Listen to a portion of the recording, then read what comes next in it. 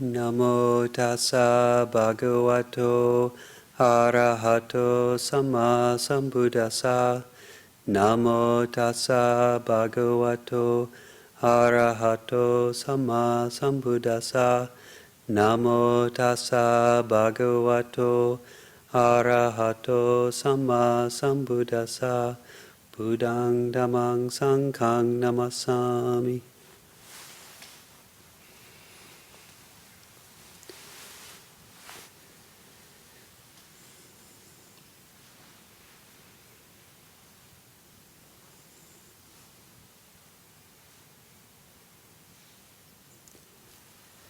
So for the resident community, the last several days has been kind of packed with a lot of activities. In terms of Vinayas, we've been studying the monastic etiquette, the monastic rules in the evenings.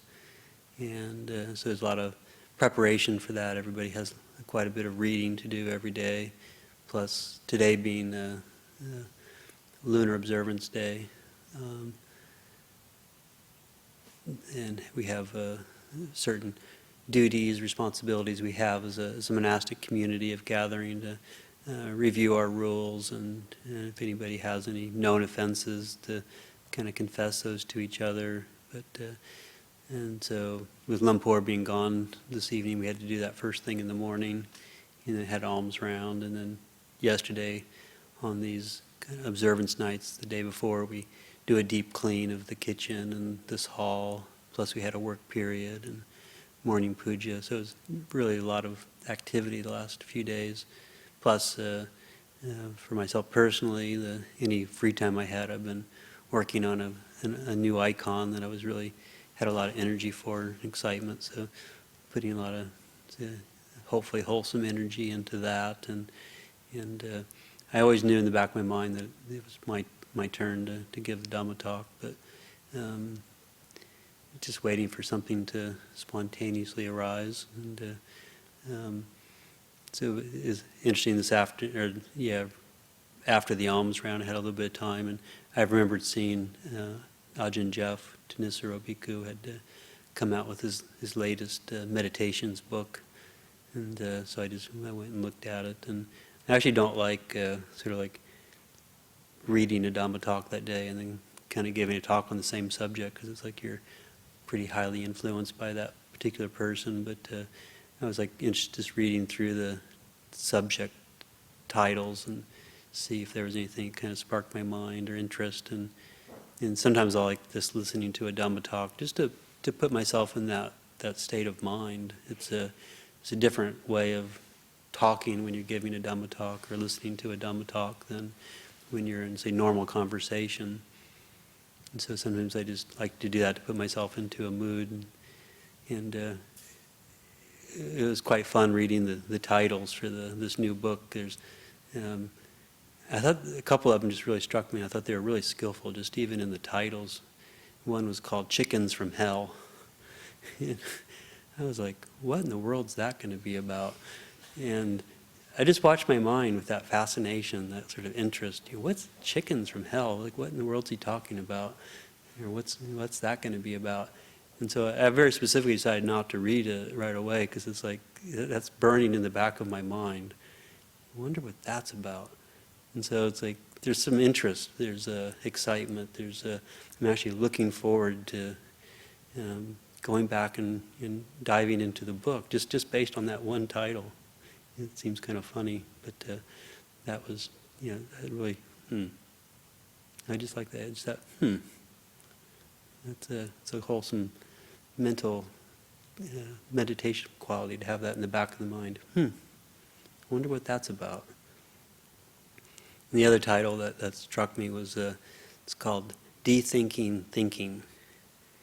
Just kind of a catchy little title, but as I was thinking about that title, it actually depends on how you say the phrase. It's either like de-thinking thinking, so like we have the mind that thinks, and we need to sort of deconstruct that or kind of understand that. But maybe it also could mean de-thinking thinking. So it's the thinking that's sort of de-thinking things. And So there's this sort of interest. I wonder what he means by that, or how's he going to take that title and turn it into a Dhamma reflection. So there's this interest. I wonder what he's going to do.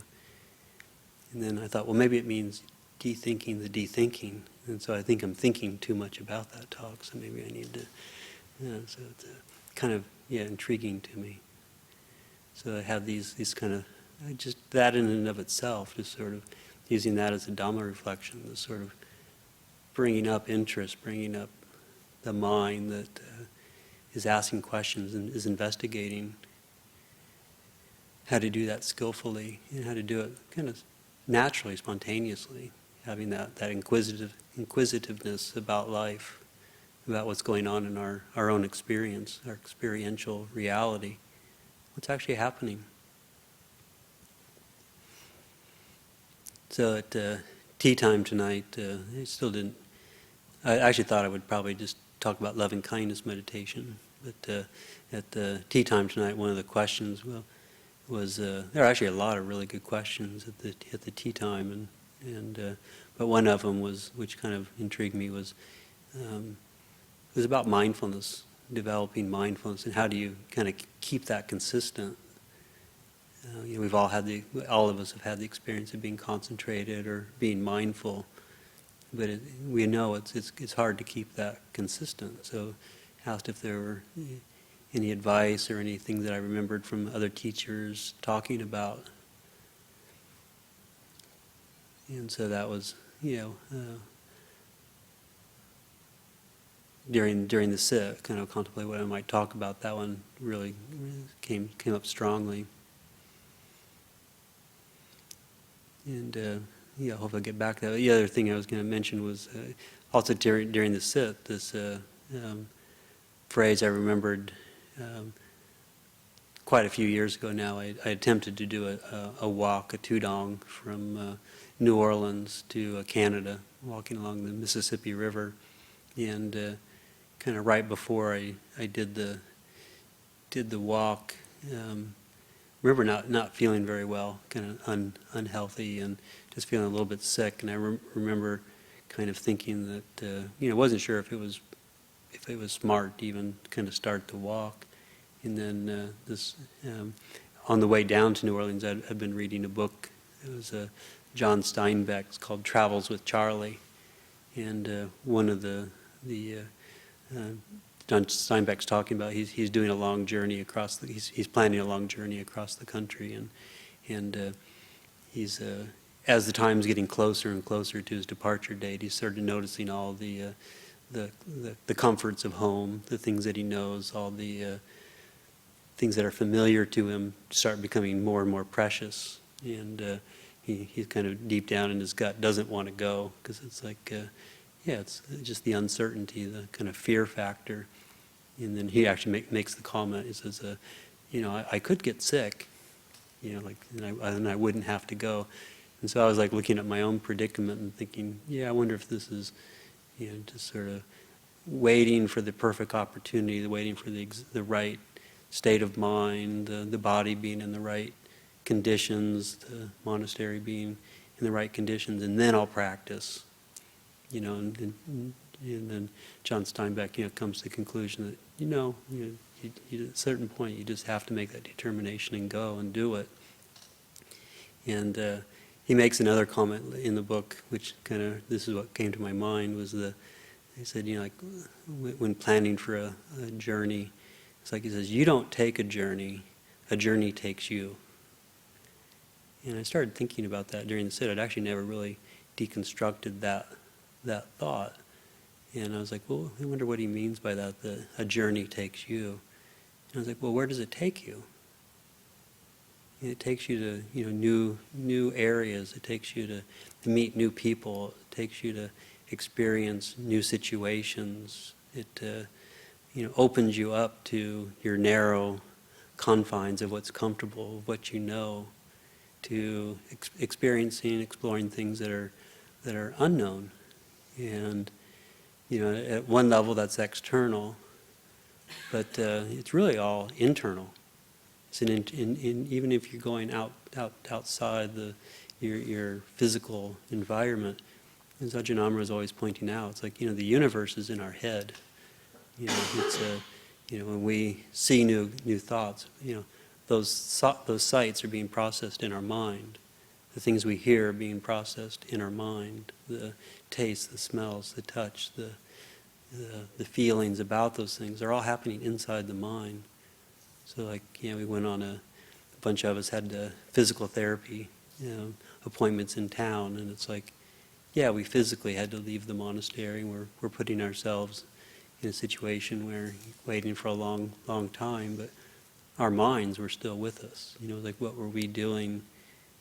Were we being aware of our bodies? Were we being aware of sense restraint? Were we being aware of helping each other out? And like, we each had our own experiences. Like, some people enjoyed it. Some people probably had aversion. Some people were neutral.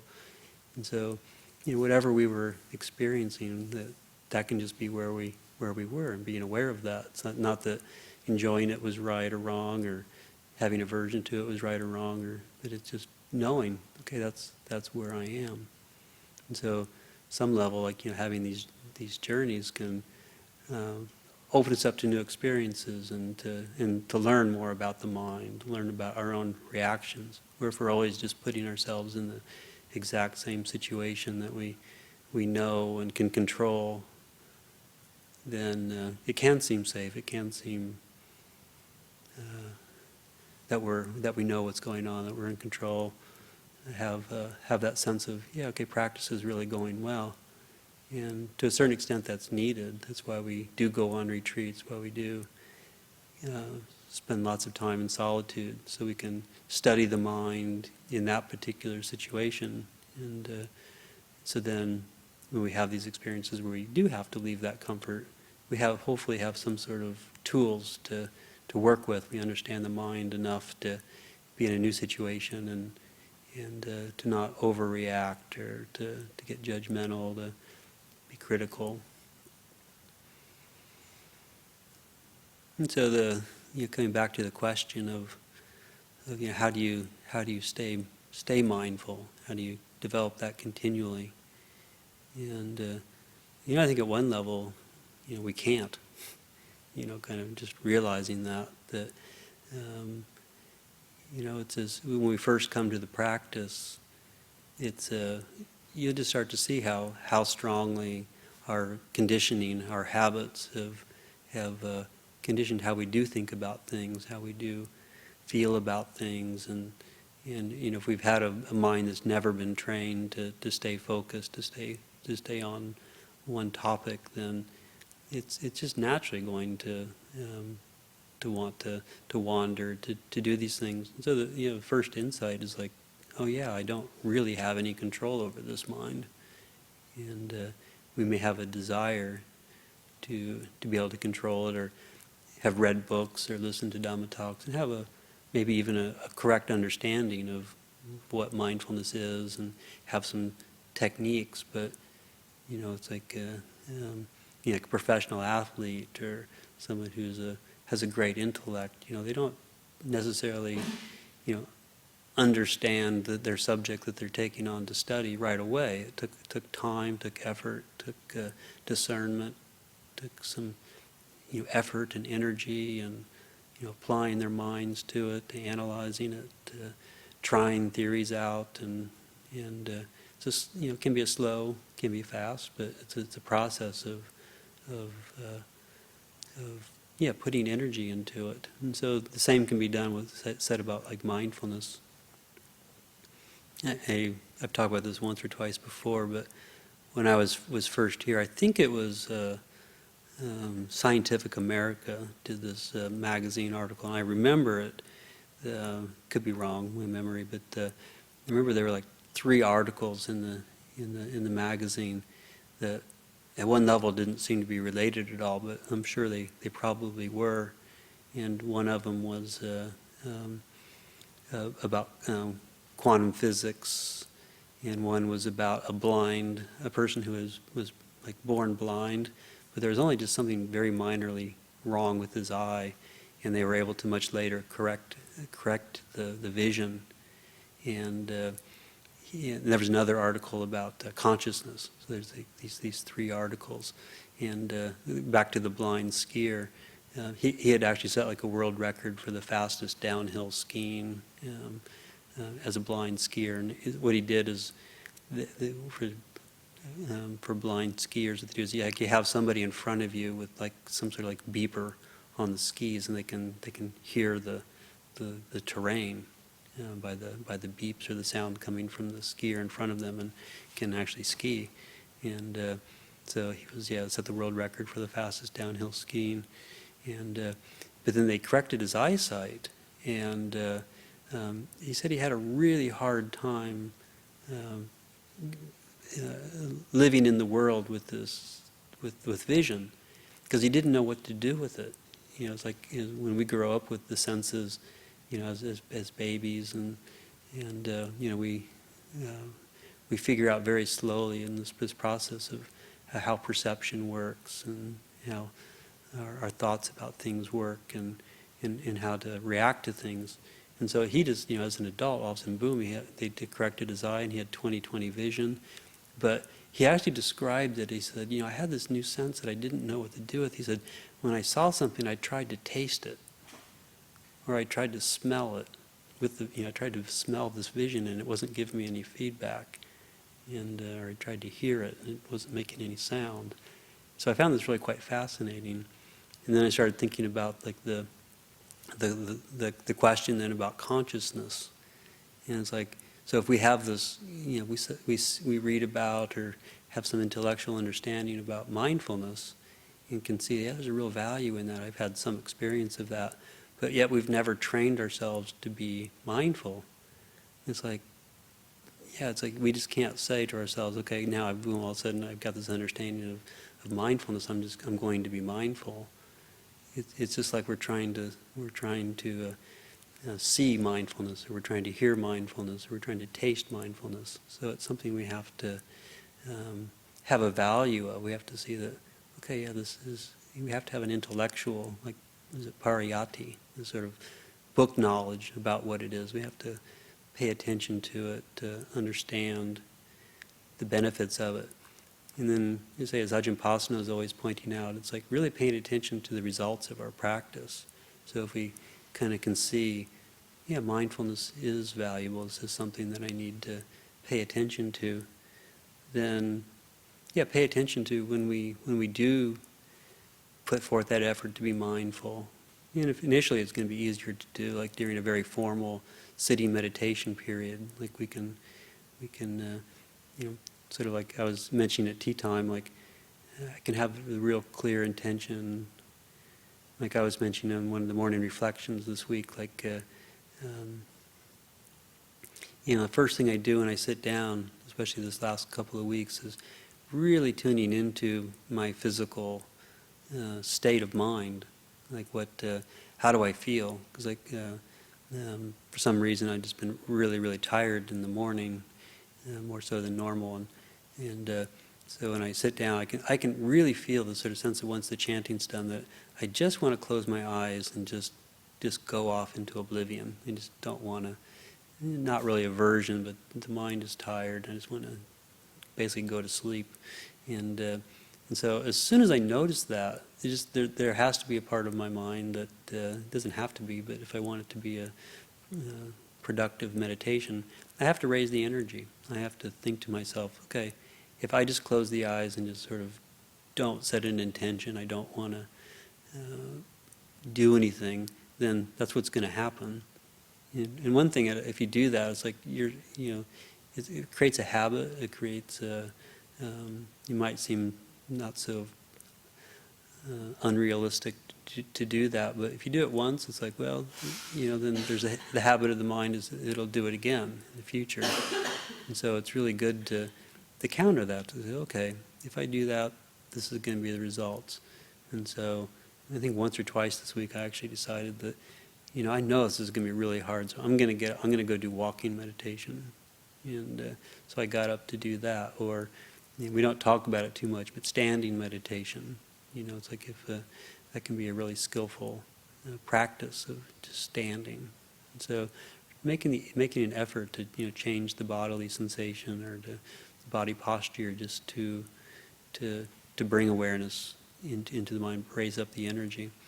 And so, like in those situations when I've done that, I've really taken on some sort of mental meditation, like going through the body parts, or going through a chant that I'm learning, or doing loving kindness, like meditation, or just something to keep the mind active, or just really paying a real detailed attention to the body, just keeping a good posture, and just coming back to it, doing this body scanning, and just if you do that sometimes for me it just kind of brings on this the piti, this kind of very pleasant bodily sensations. But just by scanning the body, it's like just getting the energy to flow through the body, and that can be enough sometimes just to keep myself mindful.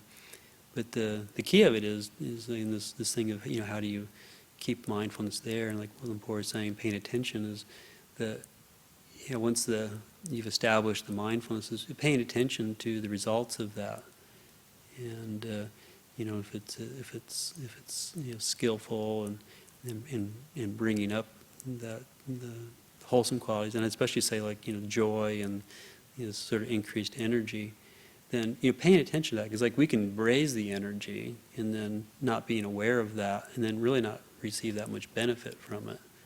And I was pointing out tea time that like when we do the blessing chant at the meal, my interpretation of that chant is that we're reminding the donor that acts of kindness, acts of generosity, of goodwill, that they bring happiness to us. That they, in the act of, anything, not just at the monastery, but like helping somebody across the street, or letting somebody, if you arrive at the stoplight, at the same stop sign somebody else does, but you let them go first, to motion them through. Just any kind of act of kindness. Usually, if not always, there's a sense of happiness that comes to us when we do that, when we think of somebody else before ourselves. And we can do these acts all day long, but if we're not paying attention to the sukha, the happiness that arises in us, it's not that it's a waste because you help somebody else out, but you're not getting the full benefit of that generosity.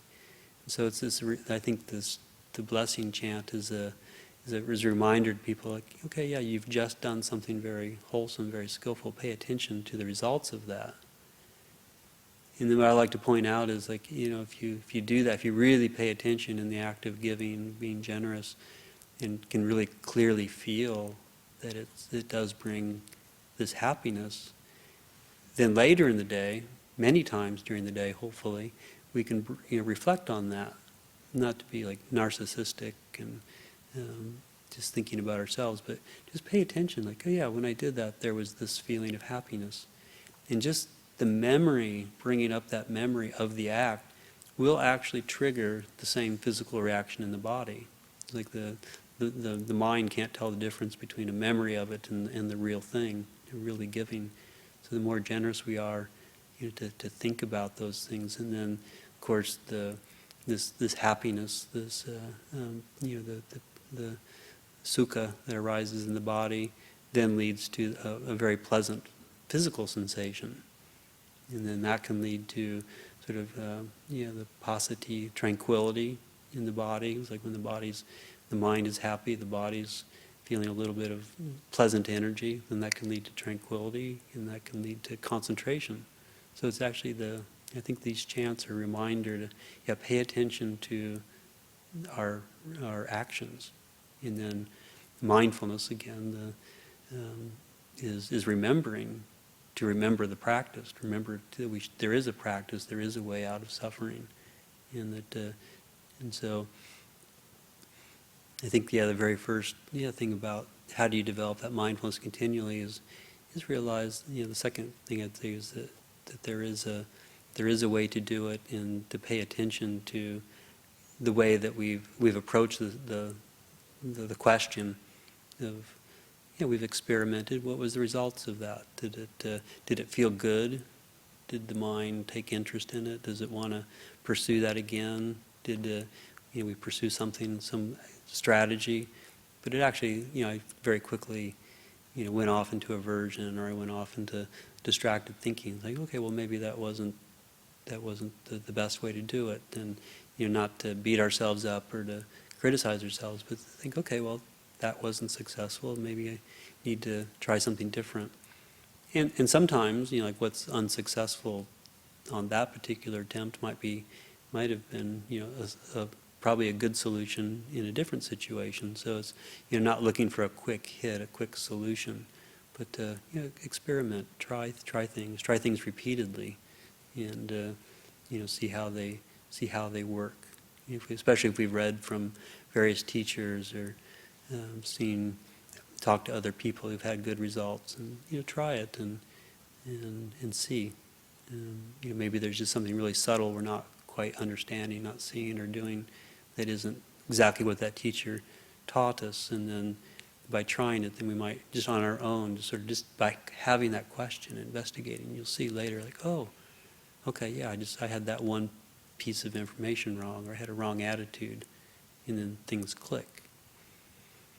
So not getting discouraged if things don't quite work, because they probably won't right away. And it's actually through the failures that we develop discernment, develop wisdom. So that it can actually be a good thing.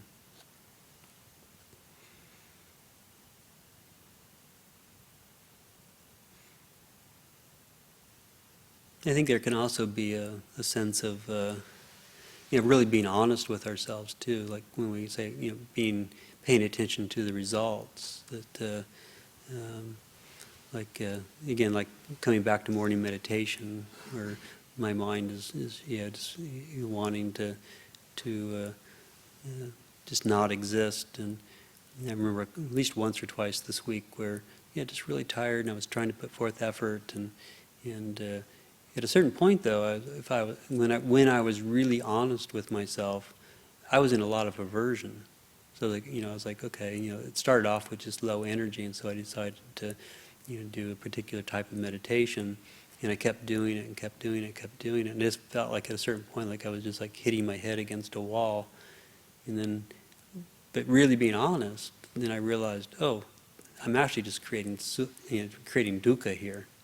And just as soon as I realized that, I was able to just completely change the meditation. And if anybody, I know nobody was, we all had our eyes closed and we were meditating, but if anybody had looked at me, like when I was really suffering, I think I was like nodding and bobbing all over the place. But then as soon as I had that realization, oh wait, all I'm doing here is creating suffering for myself. I'm really struggling against this meditation that I'm trying to do, and this is quite miserable. As soon as I realized that, I can't remember what I changed, but I just changed, and all of a sudden I just felt this, really beautiful energy. Just even being aware that I was suffering, this quite beautiful energy came through my body, and I think probably just a few minutes later, Ajahn Jotipalo rang the bell. But just being aware of it, I think there's a real truthfulness of we need to investigate as well.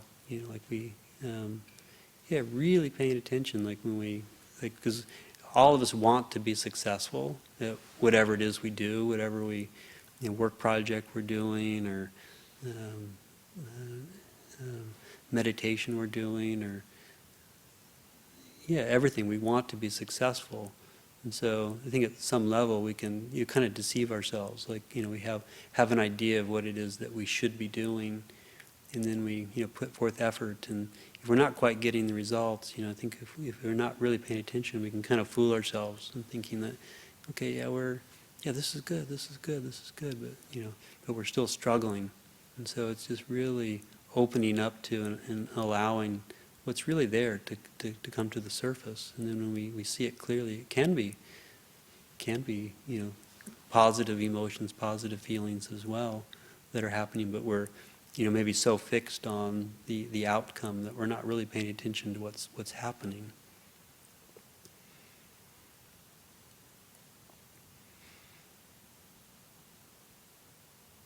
I say like just being honest with ourselves. I remember when I was on staff with the Insight Meditation Society, I was um, one day I was assigned a job of assembling all these really heavy-duty industrial shelves. I think they're exact same ones we have up in our workshop, and it wasn't necessarily complicated, but there were a lot of them, and there were like 6 or 7 different parts to each one of the shelves. So you had to keep things in order, and there's multiple layers on the shelves, so you had to make sure that you put all the parts together in the right order and the right height. And so it was, there were quite a bit, so it took me like 2 or 3 hours to do.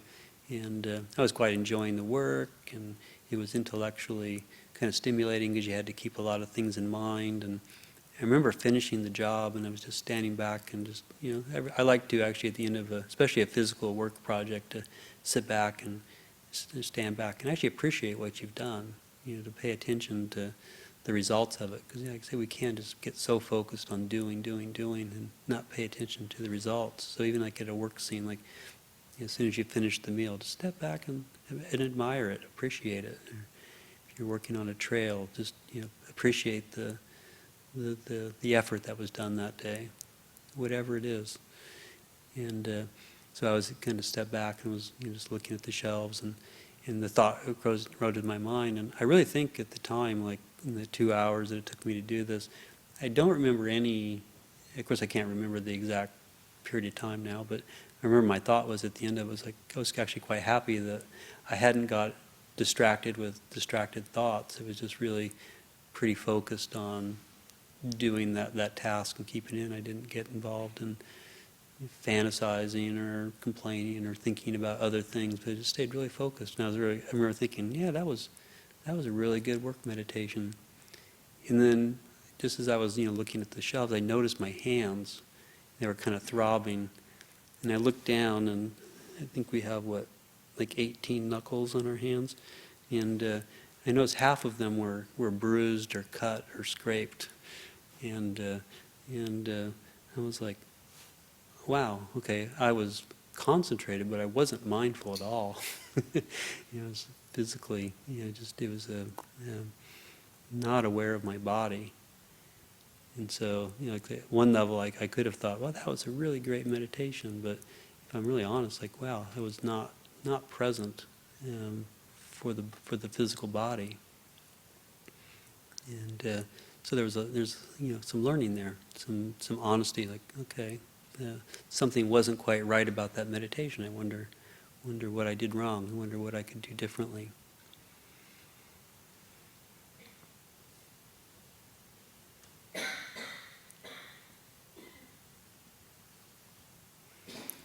Another thought that came up around that same question of how do you stay mindful in a situation, is that like one thing we talked about at tea time was like oftentimes people for speech, like when we break into speech, that can be the thing that like maybe we were mindful during a meditation. Actually, maybe again just like this, like maybe we think we're mindful, but we're actually maybe not. So it's actually really learning to pay attention, to investigate. Maybe it's just because it's quieter that it's easier to to be concentrated, or to like I thought I was being mindful when I was doing those shelves, but actually I wasn't. And so maybe it's because it was peaceful, or there wasn't anything harmful happening, any aversion or greed, hatred, or delusion happening. That doesn't necessarily mean it was mindful, so it's good to be honest and to really investigate. Whereas then when we're in a situation where we're talking or being active with other people, it's more obvious that we're maybe not mindful. Like we say things that we regret, or do things like bust our knuckles and not really be aware of it. And like, okay, I really wasn't mindful. So what kind of comes to my mind is that like looking at mindfulness, it's like the Buddha's, I think, is asked several places, like like how mindful do you need to be, or how concentrated do we need to be?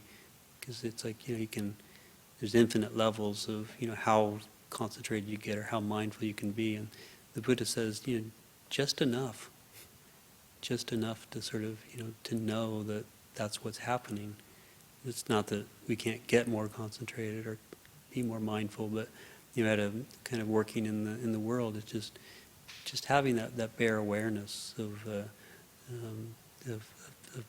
bringing mindfulness to it. And so the conversation was around speech. Some people, speech might be what throws them off.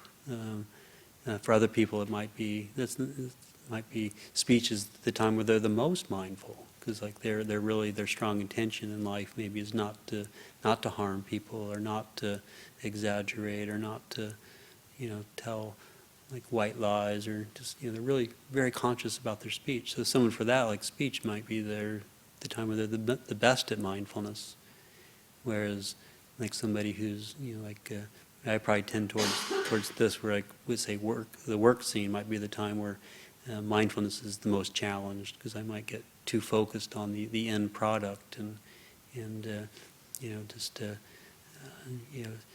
paying attention to the people I'm working with, how the mood of people is, what's the safety around power tools, and not getting hurt and things like that. That might be the thing that really needs to be paid attention to, not the end product.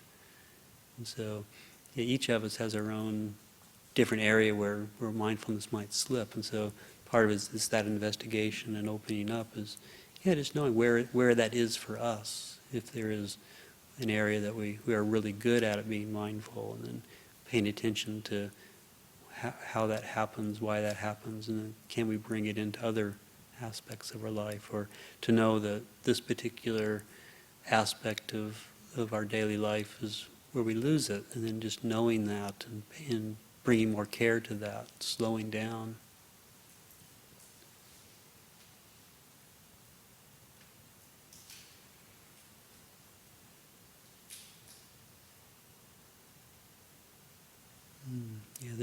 I think there's a lot that can be said about the subject, and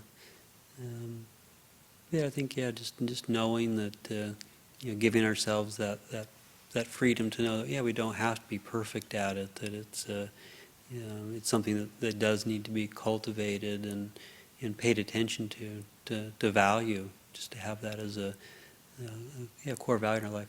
I want to be mindful, and I wonder what the best way to do it is, and how can I cultivate it, and to know that it doesn't need to be this sort of overpowering, sort of really strong emotion or feeling, but it's just mindful enough to not harm, to have kindness, to be present for our own life, our own feelings, and to be honest with ourselves about what the results are. And it's not to beat ourselves up, but it's if we can really see that, okay, this is, I had a thought, I had an idea, but maybe this isn't working. And just being honest like that will give us much more opportunity to try new things, just like John Steinbeck was saying, that a journey takes us. And so having this journey of understanding mindfulness, and just see where it opens us up. Where is it going to take us, instead of us trying to control the mindfulness? Just where can we learn? Where can we expand and be more at ease?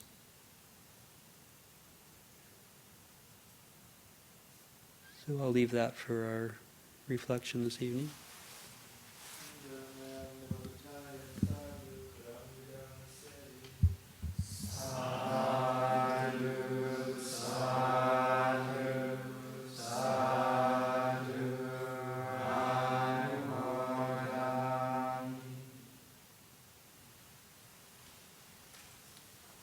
Okay, so tonight's the till 3 a.m. vigil. It's 9:30 right now, roughly. So if people